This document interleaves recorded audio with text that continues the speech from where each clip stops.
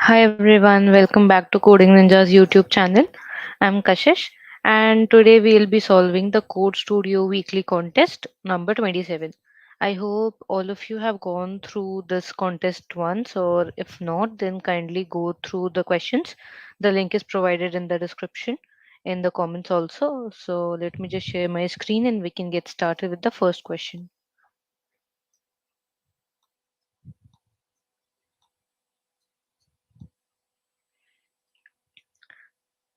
I hope my screen is visible. Let's start with the first question. So the first question is Ninja and cubes. Ninja has a fascination with building towers with dice. He has an infinite supply of dice. Given an integer x, he wants to find out if he can build a dice tower whose sum of visible faces is exactly x. If it is possible, then return the number of dice required, otherwise return -1. It is guaranteed that if an answer exists, it is always unique. A dice is a cubical object with six faces containing different number of spots, which are arranged as follows. The face having one spot is directly opposite to the one containing six, two is opposite to five, three is opposite to four. The visible faces of a dice tower are the side faces of all dice and upper face of the topmost dice. Okay, now let's try. Hmm,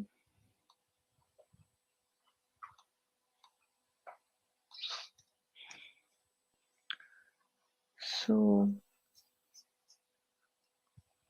nice.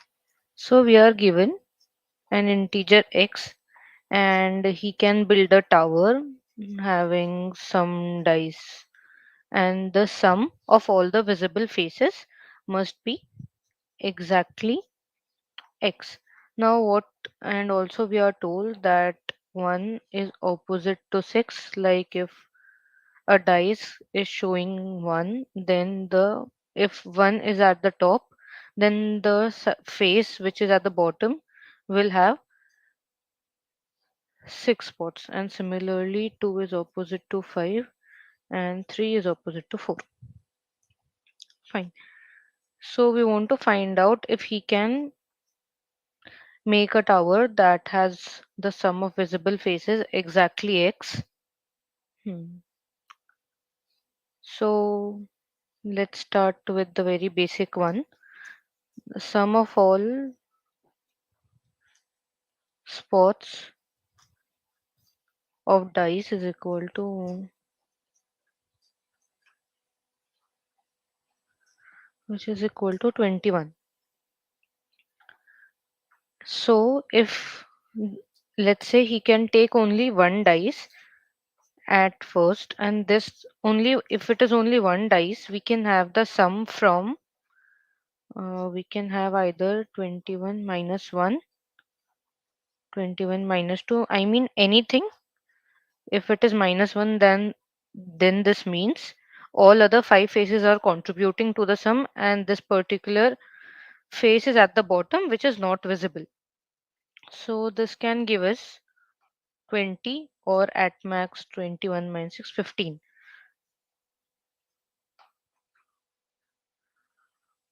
So if we have sum less than 15, we can say that such answer is not possible, because if we take at least minimum of one dice, then we'll have sum from 15 to 20. So we have one observation here. Let's note it down.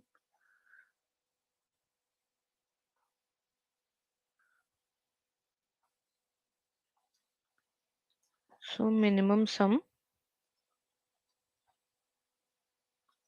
is equal to 15.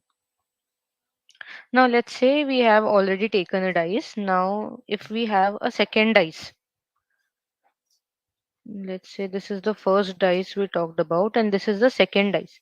So now this will not contribute exactly in the same way as we discussed for the first dice, because it will have two faces not contributing, and this will have only one non-contributing face. So in this case,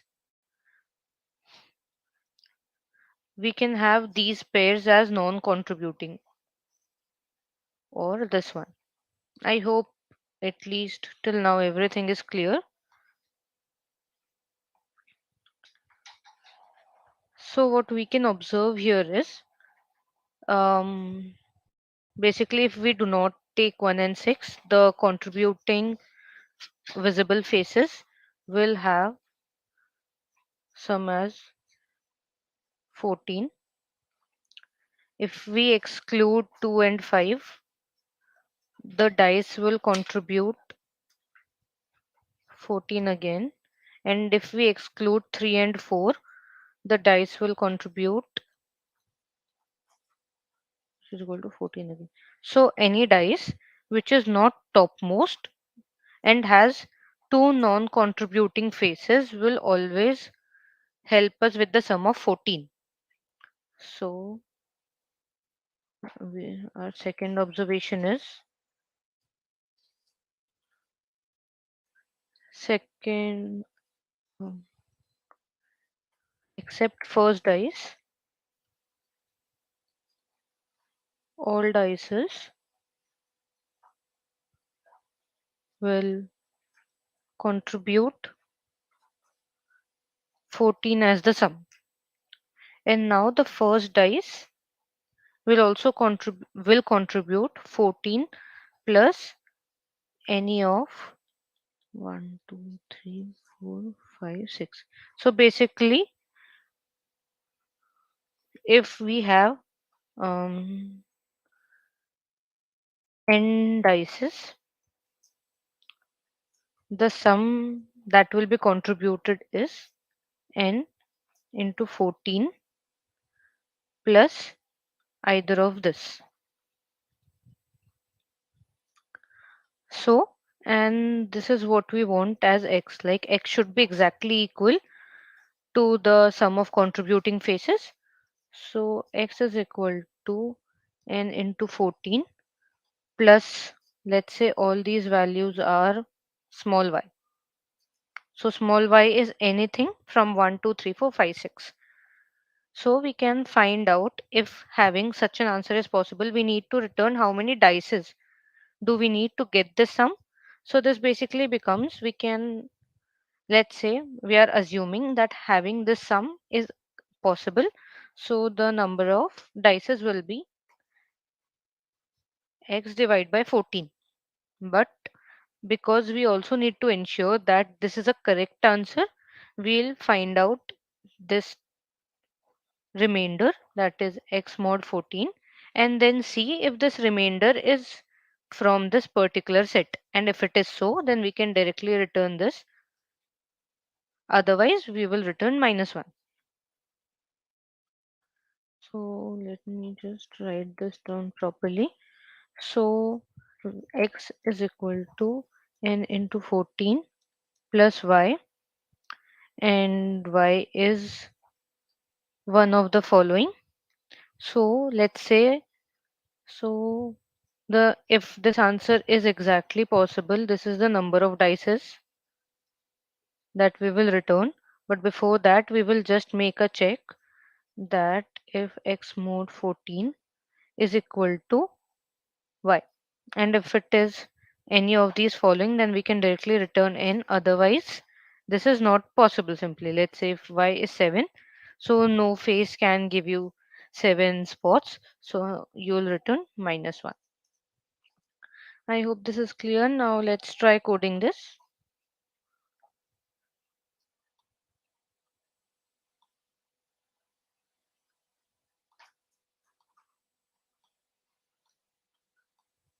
So in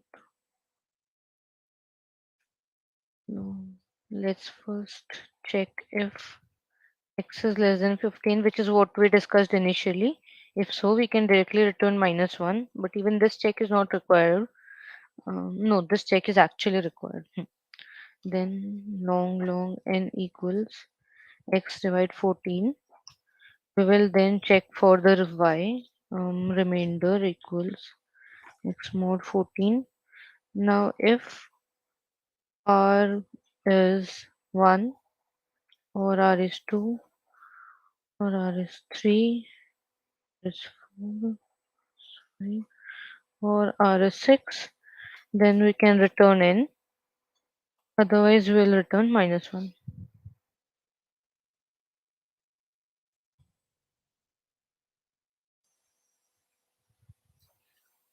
Let's try submitting this.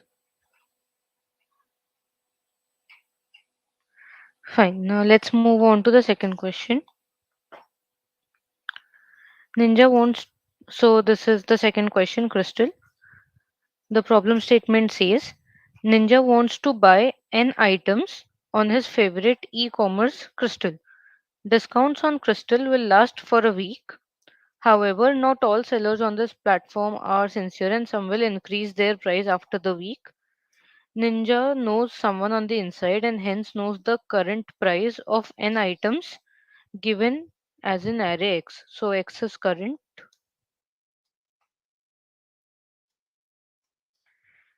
and also their price after a week. Y is next week. He will buy at least K. So at least K means he can buy more than K also, but at least K he'll buy right now. And buy the remaining n minus K items after the week is over to save as much as possible.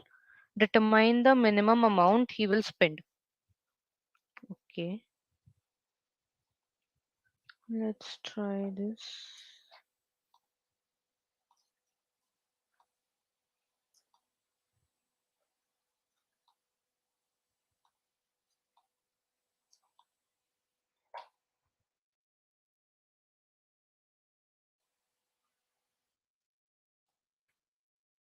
So here we have an integer n of all the items, K, which is at least. Then we have an array X, which tells us about the current price, and Y, which is the price for next week. So now Ninja can buy at least K and he'll buy at least K from the current one and n minus K from next week. And we have to determine the minimum amount. Okay, let's take an example and then try this. 218957. 218957. So he has to buy at least one thing right now. That means he can buy one or both right now. And the current prices are 8 comma 9 and next week they will become 5 comma 7. So we see the prices are decreased but we cannot buy both the items next week. So the first thing that comes to my mind is we can take the minimum one right now and then buy the remaining ones next week. So what will happen in this case if I take 8 and then this is cancelled because we've already bought this item, and then it will be 7 which is equal to 15. But the second way is I can take 9 right now, that is buy the second item, and then the first one next week. So this gives me 14. So obviously this wouldn't work, that take the minimum from X itself.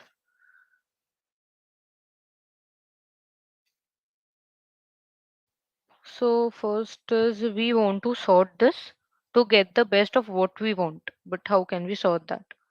So we have to choose the smaller one, but not exactly the smallest value from X. So the difference here is you can see, so this array basically gives you 3 comma 2. 3 comma 2 is 8 minus 5, 9 minus 7.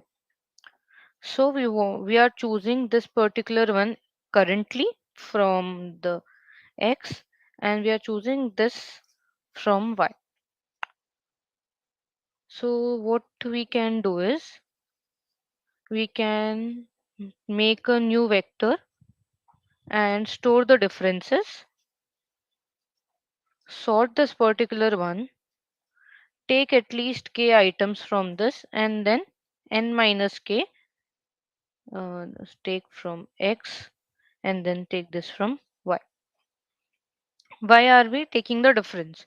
Because you'll see that the minimum price that we have to pay here is 5 and here is 7, and above that for this you have to give 2 and you have to give 3. So this particular part, the more amount that you have to give, is determined by taking differences, and hence taking differences what we require right now in our question. Mm, I hope that makes sense. Is there any doubt regarding this particular explanation? If there is, do let me know. I'll try to explain it in a better way. But I think, let me try to tell you again. So the minimum price of this is what you have to anyways pay. But what basically tells you that you can buy this right now or in the next week is the amount you have to pay extra to that minimum one. And that extra amount is how you get by doing the difference of these two elements. So basically your question reduces to making a vector, storing the difference, sorting it, and then choosing the first k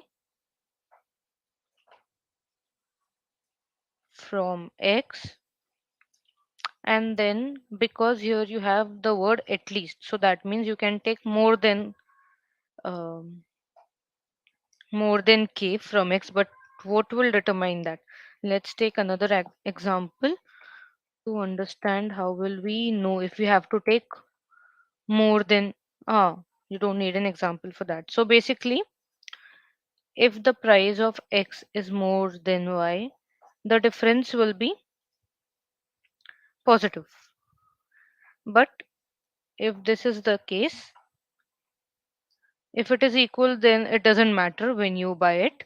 But if it is less, then the difference will be negative. And that definitely means you should buy this from X itself because it is giving you less price in the sale. So after K, you can check if if the difference is less than 0 for this particular index, then buy this from X, otherwise from Y.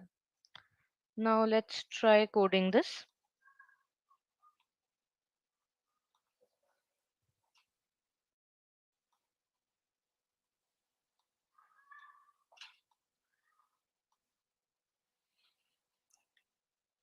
So we talked we want to make a vector and store the difference, but also because we are sorting, we will need the correct indices. So I'll take a vector of pairs, let's say D. And now the first value will be difference and second will be index. Why I'm choosing first to be differences because if we directly sort a vector of pairs, it is sorted on the basis of the first element. So I won't have to make any extra function also. It will directly be sorted based upon the difference. Now let's store the values.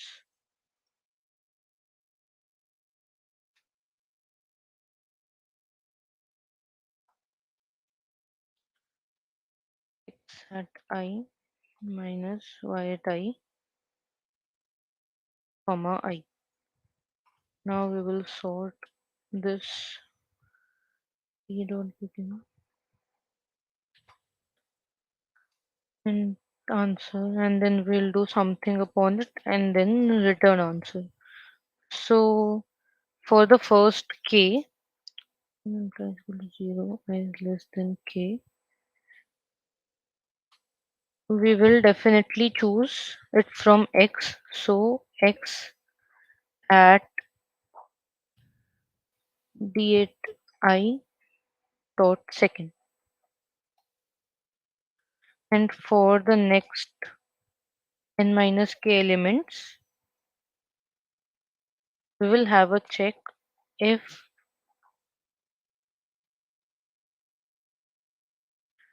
d8i dot first is less than equal to 0. If this is less than equal to 0, then we will choose this from x. Otherwise, choose this from Y.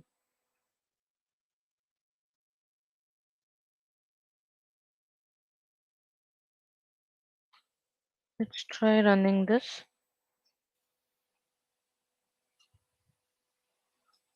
Hmm.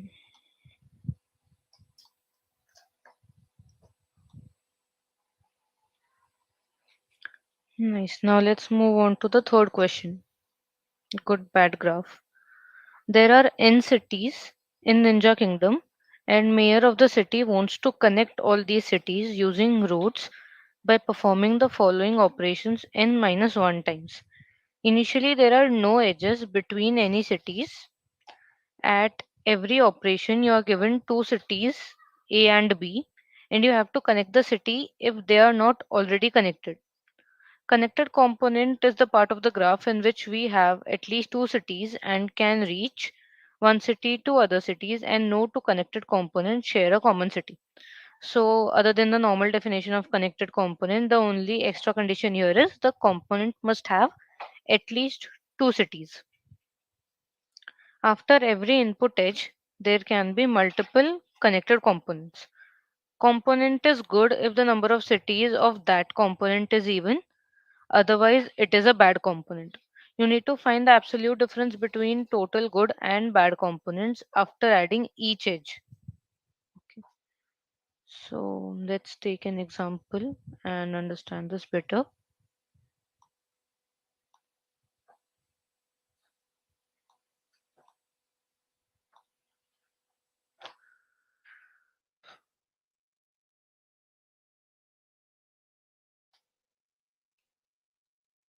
So we have n vertices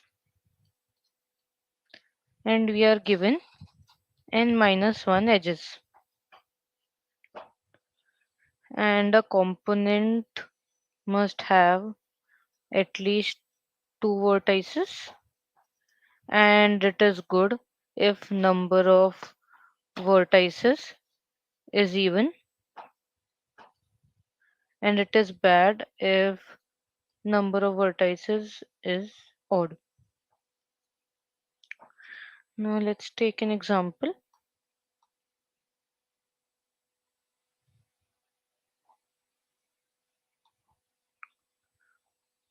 5 1 2 3 4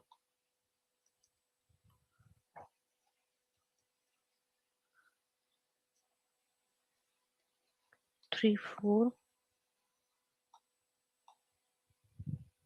2 5 2 3 2 5 and 2 3. So four edges are given. Now these are initially separate vertices, separate components. Now first edge is 1 and 2. So since this particular component now has at least two vertices, this qualifies as a component, and this component has two vertices, so this is a good component. Initially there were no good or bad components. So after adding this particular edge, good component is 1, bad is 0. So the answer will first have absolute difference of 1 comma 0, so 1. Now 2 comma 5. Now it is still one component itself and it has 3. So this becomes 1, this becomes 0. Again, the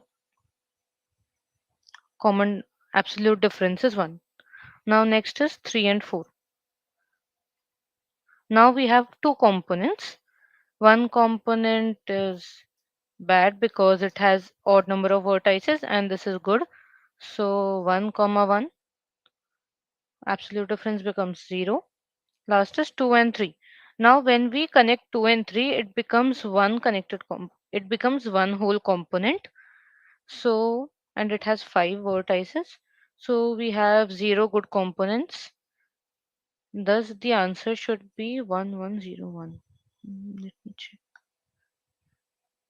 1201. We have two connected components. Oh, I took the order wrong. It was 1 2 then 3 4.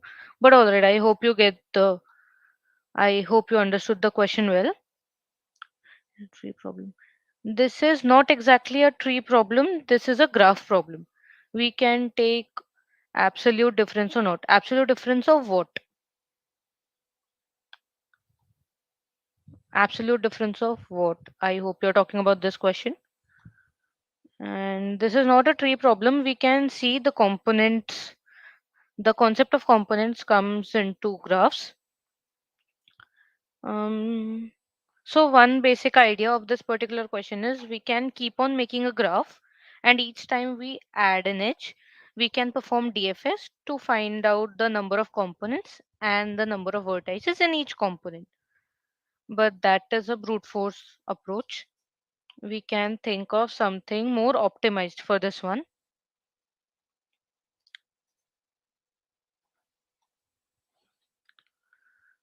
So let's take the example that was properly given.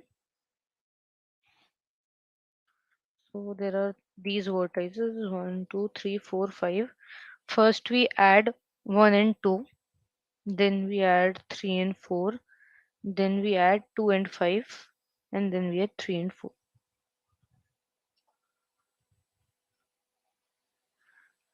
So when we add this particular edge, we have only one component, 1 comma 2.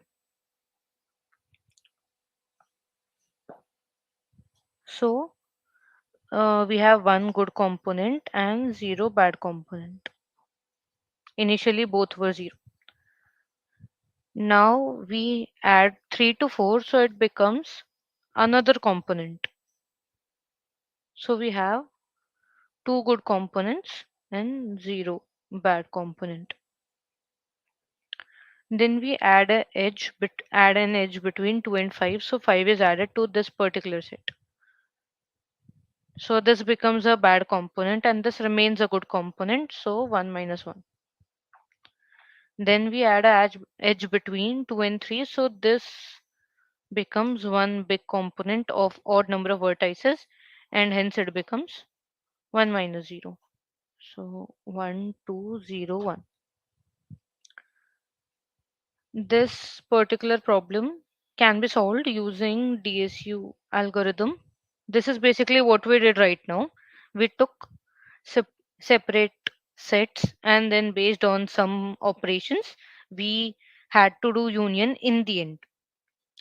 So let me tell you about DSU. DSU is disjoint set union.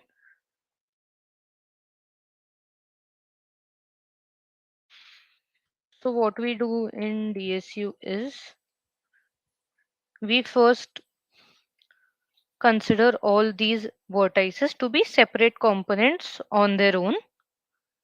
We maintain two arrays, P denoting the parent, S denoting the size of that component.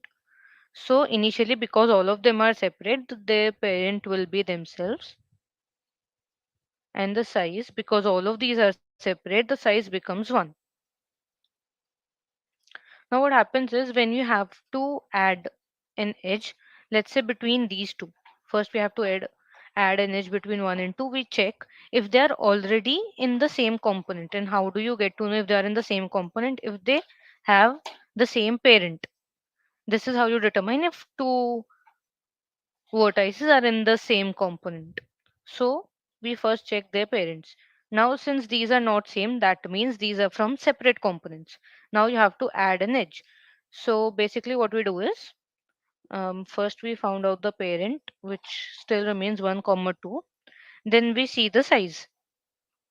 If the size, let's say this is x comma y, if the size of x's component is greater than size of y's component, we merge this component into this one. So basically smaller component is merged into the component with larger size. So since these are equal right now, what we do is we increase one size to one's component size and make the parent of 2 as 1. So basically now 1 and 2 are in the same component, and this acts as the parent of this particular component.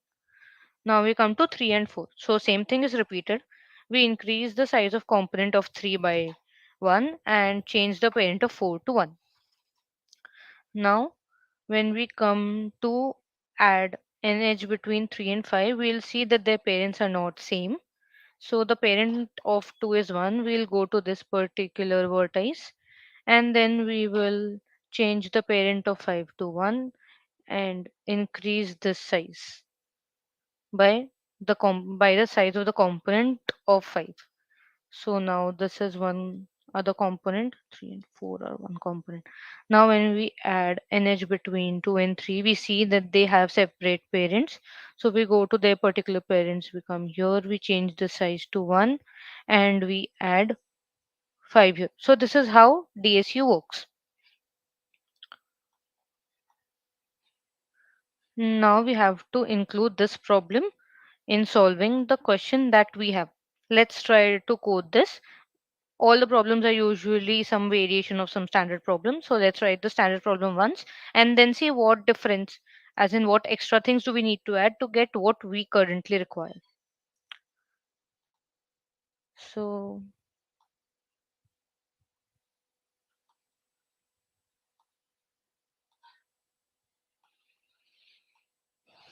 as discussed, first we will have a vector int parent because the vertices start from 1. So for ease of solving, let's take it n plus 1. P denotes parent, then int s again n plus 1 denoting size. Now in the end we have to return an answer. So in answer. First we will initialize P and S is less than equal to n I plus plus. Initially there is no separate component.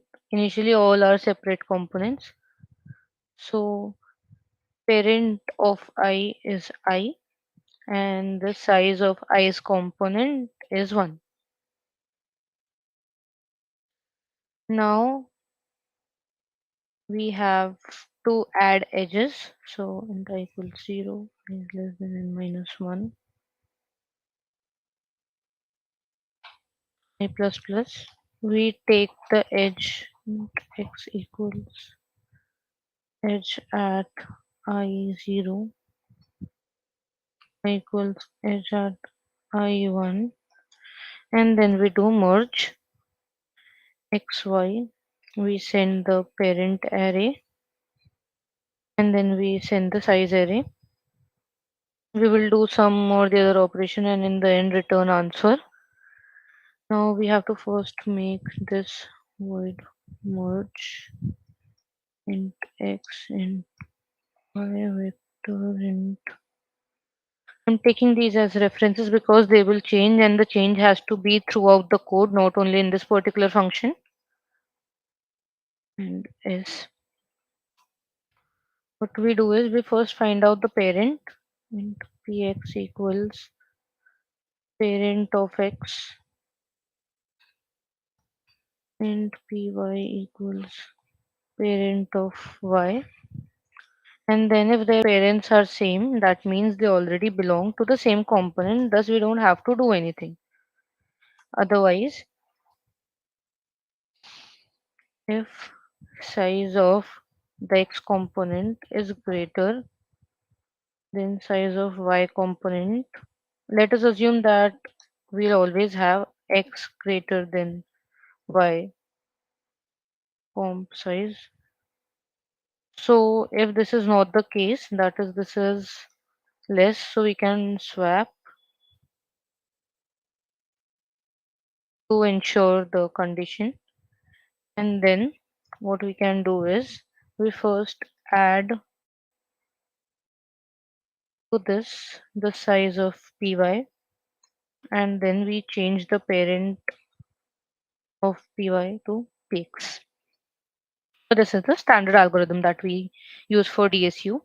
But now we want to find out the number of good and bad edges. So we will take two variables, good and bad. We will pass them so that the function can do some operation and change the variables to what we require, and then we can push this in the answer variable. Push back absolute value of good minus bad, and that would be our answer. Now we have to determine what will this particular merge function do so that we get the correct values. First past good, good, bad. We also have to make the parent function. So in parent we get a vertex, we get this. So if we've reached the main vertex, we can simply return v. Otherwise, parent of v is continuously changed as parent of pv comma p. So this is the parent function. Now what we have to do is, in the end, x and y are getting added. Let's suppose, of course, if we come after line 12, that means x and y have to be added. XY edge has to be added. So y is being taken out from its particular component. So the good or bad component size will decrease.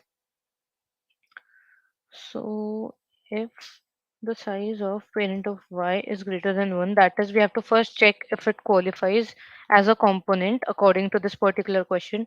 And if so, we will see what is its size. If it is even, so that means it was a good component. And now since we are taking y out of that component, the number decreases. Else b minus minus. And same for x.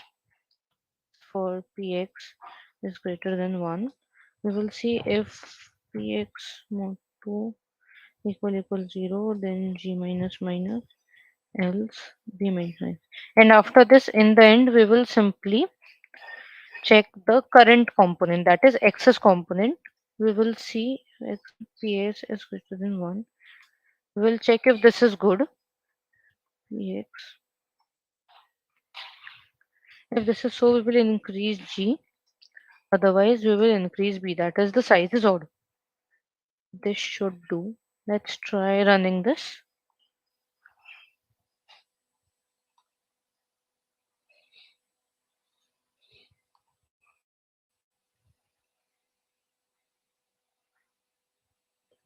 Great. Now let's move on to the last question.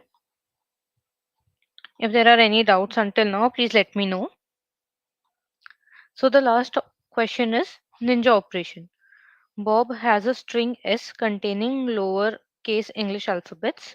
He wants you to convert the string to a good string. A string is called a good string if its reverse string is the same. It is a good string if its reverse is the same. So basically S is good, a string is good if it is a palindrome because the reverse is the same. More formally, let t be the reverse of s, then s must be equal to t. To convert a string to a good string, you can do the ninja operation any number of times. In the ninja operation, we do the following steps. We first reverse the string. Let's go with an example. A, B, A, B, C. So after the first operation, it becomes CBA. Add at most one character to the back of it. CBA, let's say we add X. Then reverse the string again. X, A, B, C. So this basically reduces to adding something at the start of the string.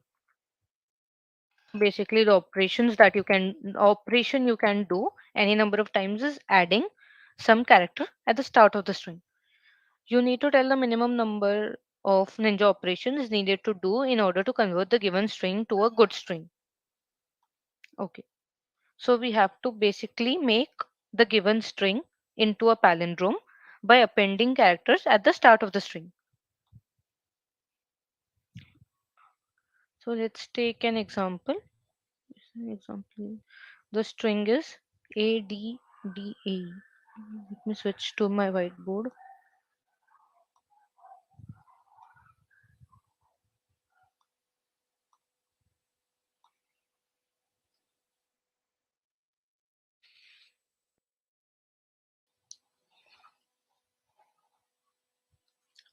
The fourth question is good string.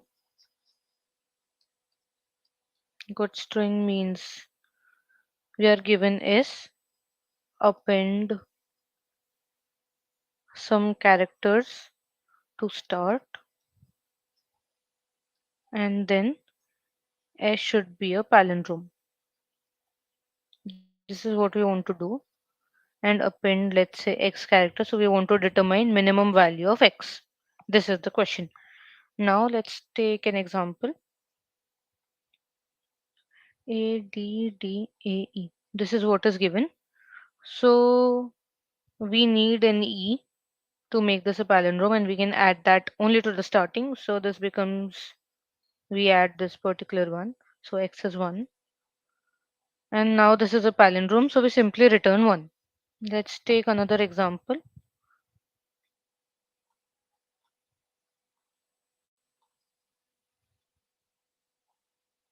A, B, C.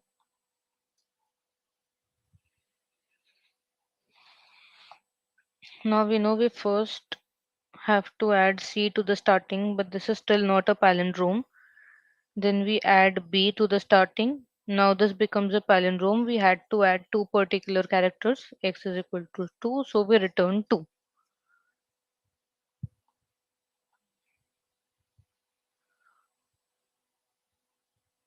And if we already have a palindrome, like the next example given is AEA, now we don't have to add anything.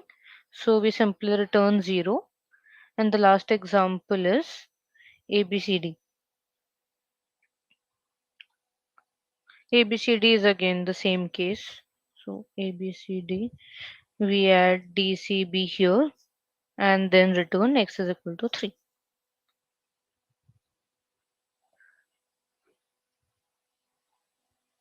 So if it is a palindrome, this is the base case.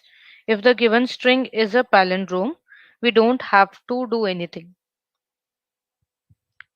And in this particular case, we start from the last letter. We see that it is not same as the first one, so we append it to the string and increase, let's say X is equal to 0, and then we do X plus plus.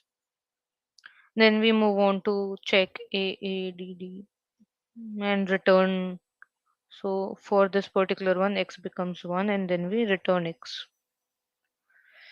In this case, we start from the last character. We check it with the first one. It is not the same. We add a character. We move these counters, and the counter will come to this. Now these are not same. We add a B, and then we again move the counter to A. Now A is equal to A, and that finishes our string. So X is 2 here. Hmm. A, E, A. Now we check for these two. These two are equal. We come to E. But let's say we have a string like,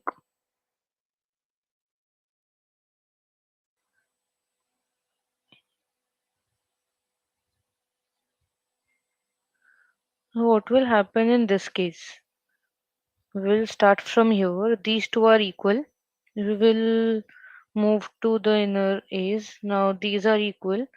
We come here, but these are not equal. And we cannot simply append B and C in the middle of the string.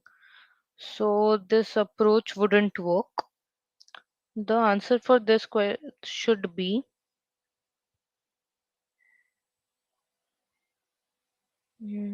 what we can do is we have A, B, C, A. We can add, we have to make this a palindrome. Let's say we add the same string to it, or the reverse of the string. Let's say we add the reverse. A, C, B. Now this becomes a palindrome, but it is the maximum number of characters. It does not give us the minimum number of characters. Hmm.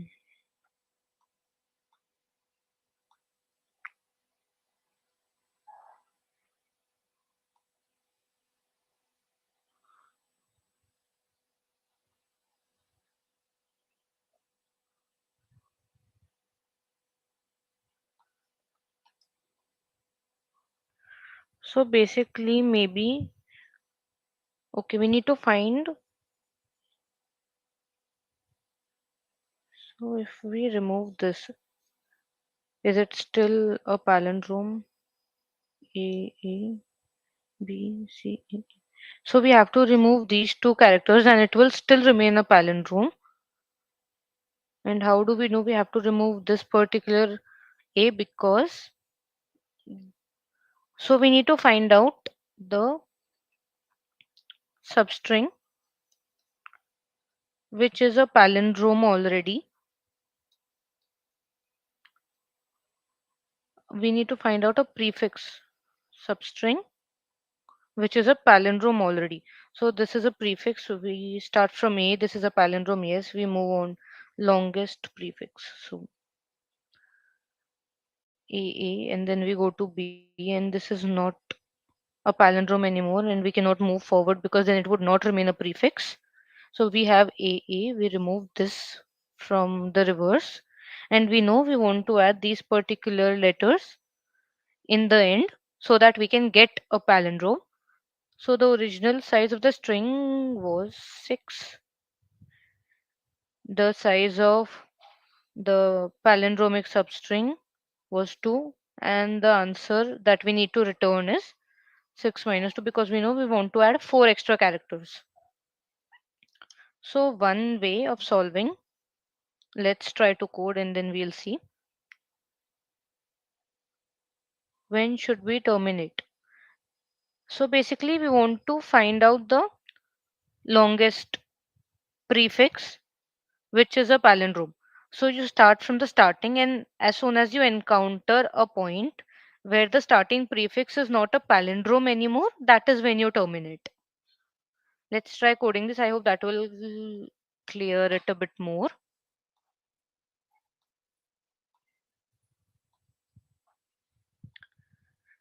So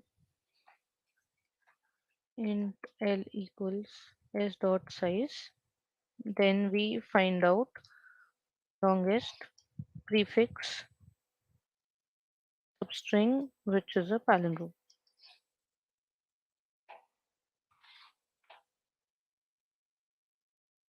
So the maximum will always be you add, not exactly maximum, but in this case, the intuition was you add the reverse and it will always give you a palindrome, but that is not the optimal answer. So from that particular string, you need to remove some characters. And how do you determine what do you have to remove? That is when the substring, palindromic substring comes into play. So how will we find this particular one? So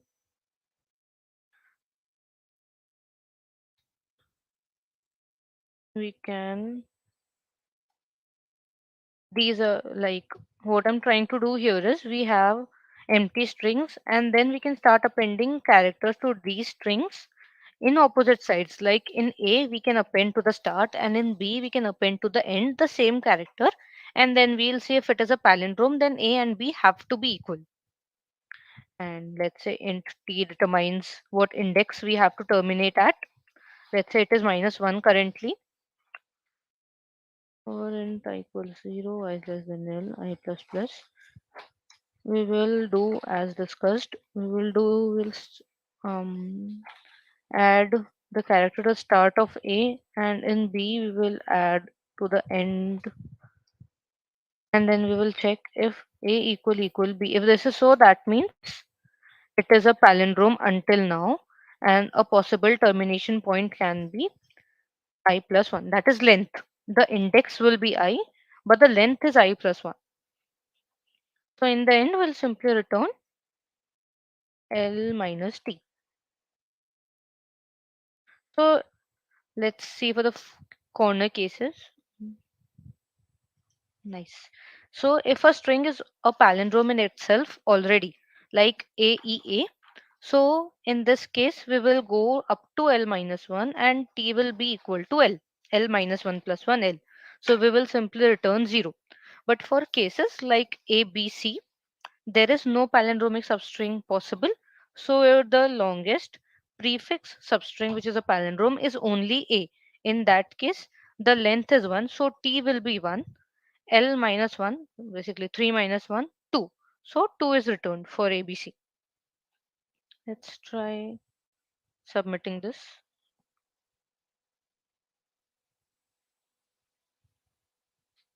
Nice. But something to note here is the time complexity of this particular problem is L into L in worst case when it is already a palindrome, not in worst case in every case because we are doing the check. Comparing two strings requires, I think, is order n. So it is a n square solution, although it passed, but I already gave a hint of how we can optimize it.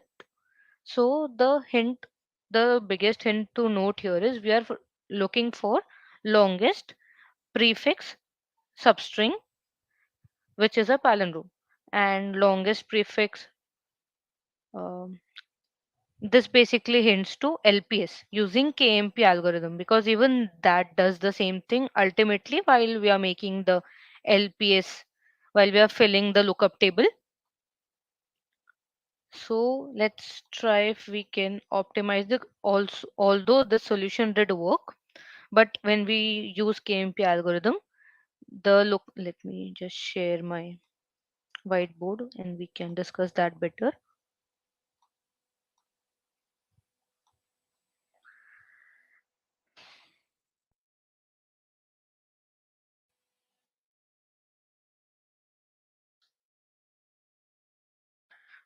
So what happens in LPS is we are basically finding the longest proper prefix.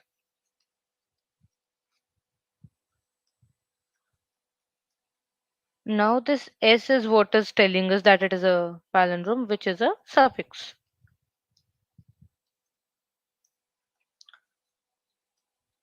So what happens is, let's say we have A, B, C, and AA. The example that we took, while we are filling the lookup table for this particular pattern, we will start with 0, and this is matching with this, so 1, 0, 0. This is matching with the start, so 1, and this is matching with the second character, so 2. So this part, the last index of the lookup table, is giving us the length of prefix, length of longest prefix, which is a palindrome. So that is what we require. And if a prefix is also a suffix, that already tells you that it is bound to be a palindrome. Fine. I hope you get the intuition behind this. And the lookup tables code is pretty much the same that we do for KMP. So let's try coding this.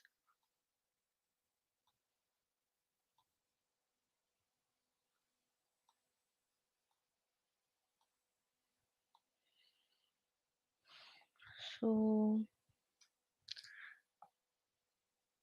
basically now what should be the pattern on which we are trying to make the lookup table? If it is simply S, will that work? Let's try to find out.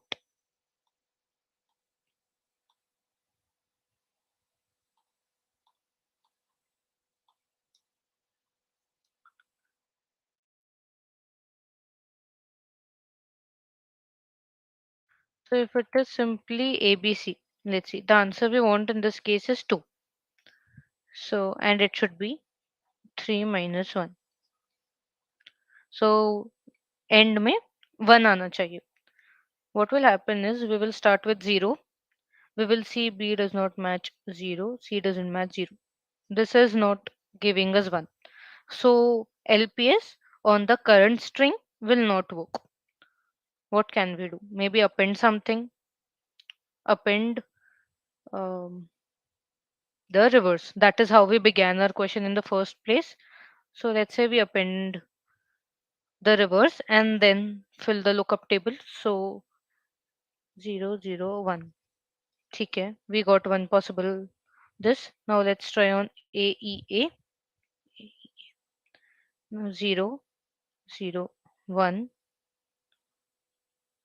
1, 2, 3. In this case, the answer that we should return is 0 because it is already a palindrome, and this should be 3 minus 3. We got 3 from here. So this, suppose, chalo, ठीक है, this works. One possible way is append the reverse, but there is one edge case to this one. Let's say हम एक normal ले लेते हैं. The lookup table will be 0, and इस case में हमें 0 return करना भी है. So 1 minus यहाँ क्या है 0. So that is wrong. This is not हमें इसका. So the original string was A. Lookup table becomes AA. So in this case we have 1. Original string is A. We appended reverse. Lookup table becomes this. We return 1 minus 1, which is equal to 0. Seems correct.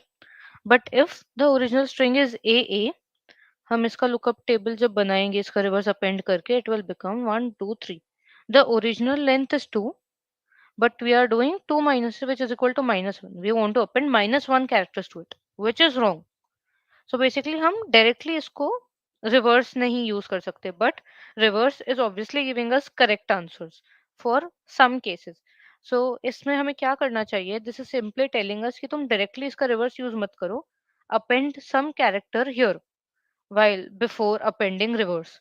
So we can append some XYZ character here and then it will give us the correct, because तब वो ये case नहीं हो पाएगा. जैसे let's say हमने x append किया तो क्या होगा 0 1 0 1 2. This is now giving us the correct one. And अगर हम दूसरा कोई केस लेते हैं जैसे ए ई ए x A E A 0 0 1 0 1 2 3, still giving us the correct one. And for a b c x c b a 0 0 0 0 0 0 1, anyways giving us the correct one. So हमें LPS जिस pattern पे बनाना है, that pattern is string plus some character question mark plus reverse of s. Now the problem is simplified enough for coding. So let's try coding this. Screen मेरी दिख रही है. So the major intuition was कि तुम्हें पता चलना चाहिए कि तुम क्या डिक्रीज करना चाहते हो ओरिजिनल लेंथ में से. Basically the main intuition that you needed to solve this question is find the longest palindrome जो स्टार्टिंग में उस स्ट्रिंग के. So we got this. Now we have to make the pattern. So string pattern पहले तो is s plus हम कोई question mark add कर देते. question mark कहाँ गया? Now we want to attach reverse here. तो हम एक string बना लेते हैं reverse which is equal to s, and then we reverse this. Reverse rev dot begin rev dot end. I hope this function works. STL में होता तो था ऐसा. And then if it doesn't, we can obviously make our separate function for reverse. Now we have the pattern जिस पे हमको वो lookup table बनाना है. तो let's make this. इसका एक बार length ले लेते हैं. int n equals p dot size. Then vector int and we initialize with 0. अभी यहाँ पे normal में LPS लगाने वाली हूँ. तो we do int length equals 0, int I equals 1, while I is less than n. We check if pattern at I is equal pattern at length. Then we increase our current length. We do हम last में I increase करते हैं and then P at I equals length. Else शायद minus plus one नहीं आता है. Because we are anyways going to less than n, so we don't require that. Now, if length is greater than 0, so we do length, matlab they are not matching, so it is p at I or p at length. That's one. Else, um, we have to first initialize it to 0 कि यहाँ पे हमारा कुछ match नहीं हुआ है, and then move forward. ठीक है, this basically completes our lookup table का, and in the end we have to return length minus lookup table का end, basically n minus 1.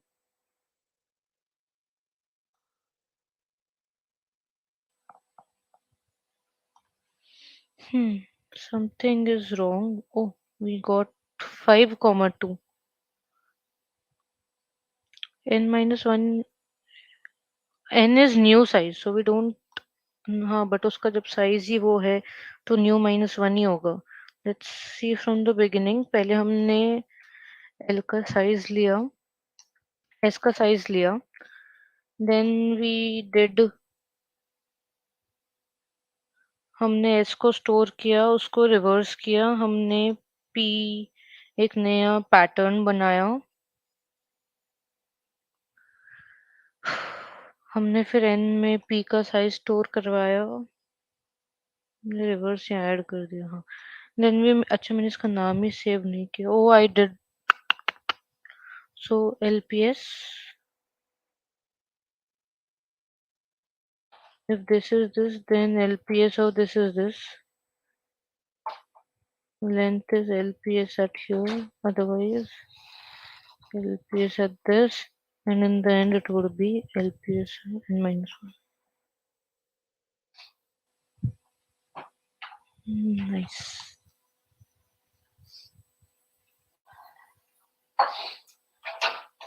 So this passed. I hope you understood this particular question as well. If there are any doubts, do let me know. Otherwise, we can end the live session here.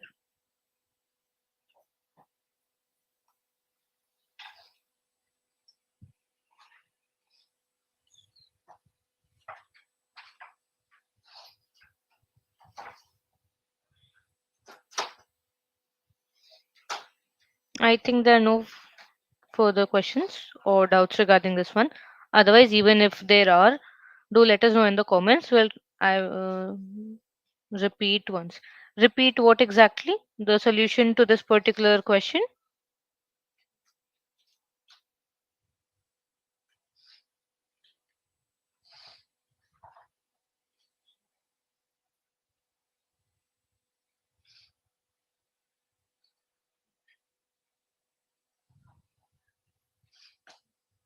Okay.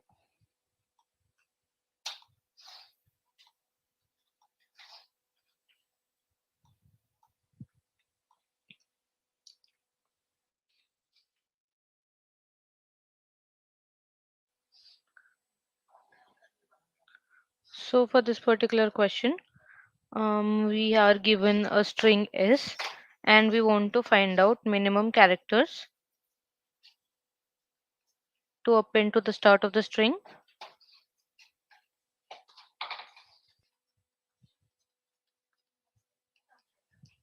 to make S as palindrome. So basically, the intuition behind this particular problem reduces to, let's say if you have A, B, C, we have to add something here. So we'll obviously add C and B. तो पहले हमने क्या try किया, पहले हमने देखा कि हम डायरेक्टली लेटर्स ऐसे अपेंड कर सकते हैं क्या.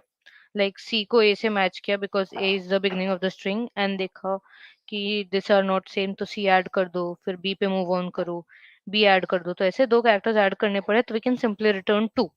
But we understood that this does not always work.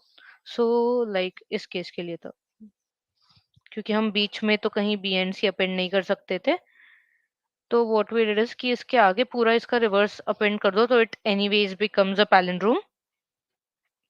but this doesn't give us the minimum characters. तो हमें इसमें से कुछ हटाना था. Then we saw if we remove this A and A, it still remains a palindrome and hence gives us the minimum number of characters required. And how we understood that we want to remove A and A because A and A is the longest prefix palindrome. Let's call it that. मतलब हमने देखा कि string के starting में ऐसा सबसे longest prefix ढूंढना था उस स्ट्रिंग का S that is already given to us जो ऑलरेडी पैलिंड्रोम हो.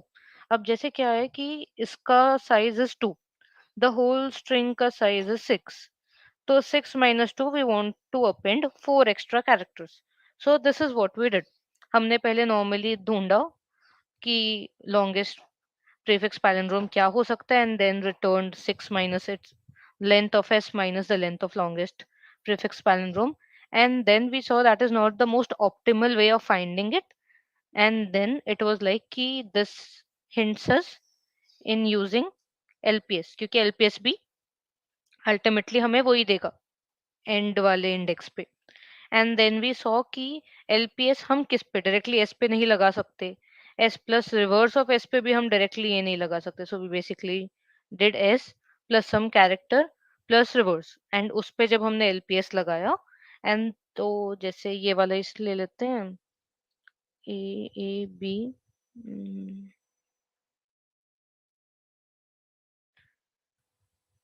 ए question mark C B A and A. Then we made the lookup table, so it becomes 0, 1, 2, 0, 1, 2, 0, 0, 1, 2. यहाँ पे हमें मिल जाता है वो longest prefix which is a palindrome. So हमने directly क्या किया, लेंथ माइनस जो लुकअप टेबल का लास्ट इंडेक्स था हमने ये रिटर्न करवा दिया. This gives us the minimum characters.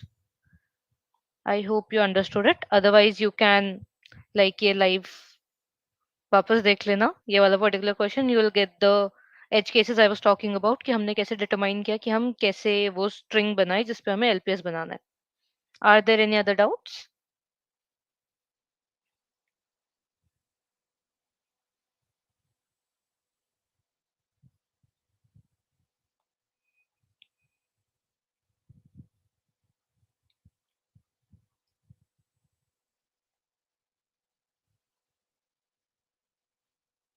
You welcome.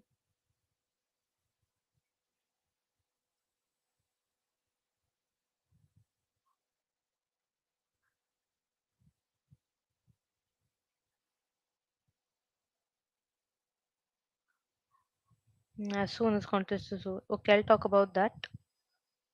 Your suggestion is noted.